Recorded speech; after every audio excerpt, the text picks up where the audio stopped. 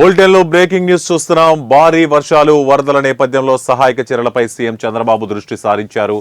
రాత్రంతా విజయవాడలోని వరద ప్రభావిత ప్రాంతాల్లో అధికారులతో కలిసి బోటులో తిరుగుతూ బాధితుల సమస్యలను అడిగి తెలుసుకున్నారు. ప్రధానంగా బుడమేరు వరదలో అస్తవ్యస్తమైన సింగ్ నగర్ ప్రాంతంలో సీఎం చంద్రబాబు ఆదివారం అర్ధరాత్రి రెండోసారి పర్యటించడం గమనార్హం. అర్ధరాత్రి 1:10 కృష్ణలంకలోని 16వ డివిజన్ పోలీసు కాలనీలో పర్యటించారు. ఈ సందర్భంగా రక్షణ గోడ వద్ద వరద నీటిని పరిశీలించారు.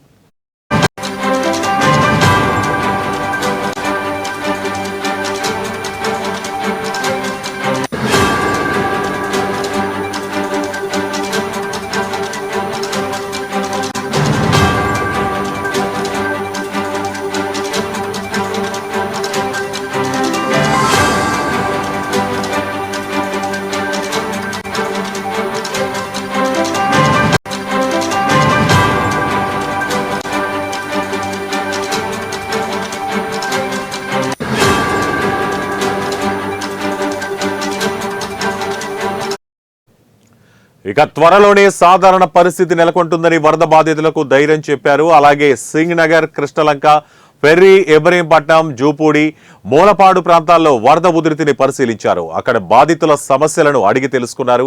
దీంతో సీఎం చంద్రబాబుపై పార్టీ శ్రేణులు, అభిమానులతో పాటు పలువురు సామాన్య ప్రజలు ప్రశంసలు కురిపిస్తున్నారు. ఇక చంద్రబాబుతో పాటు ఎంపీ చిన్ని, మంత్రులు నారాయణ, కొల్లు రవీంద్ర, అనిత, ఎమ్మెల్యే బోండా ఉమా, గద్దె రామ్మోహన్, కృష్ణప్రసాద్, కలెక్టర్ సృజన, ఇతర ఉన్నతాధికారులు ఉన్నారు.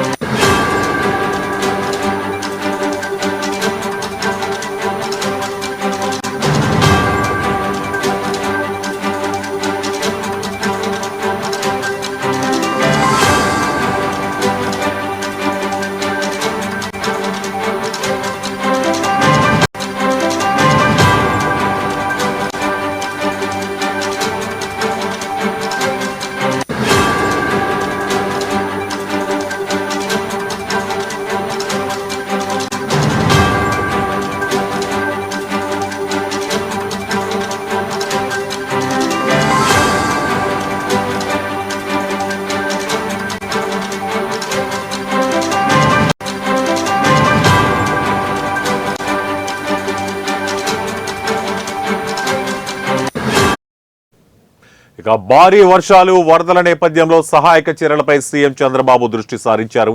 రాత్రంతా విజయవాడలోని వరద ప్రభావిత ప్రాంతాల్లో అధికారులతో కలిసి బోటులో తిరుగుతూ బాధితుల సమస్యలను అడిగి తెలుసుకున్నారు. ఇక ప్రధానంగా బుడమేరు వరదలో అస్తవ్యస్తమైన సింగ్ నగర్ ప్రాంతంలో సీఎం చంద్రబాబు ఆదివారం అర్ధరాత్రి రెండోసారి పర్యటించడం గమనార్హం. అర్ధరాత్రి 1:10 కృష్ణలంకలోని 16వ డివిజన్ పోలీసు కాలనీలో పర్యటించారు. ఈ సందర్భంగా రక్షణ గోడ వద్ద వరద నీటిని పరిశీలించారు.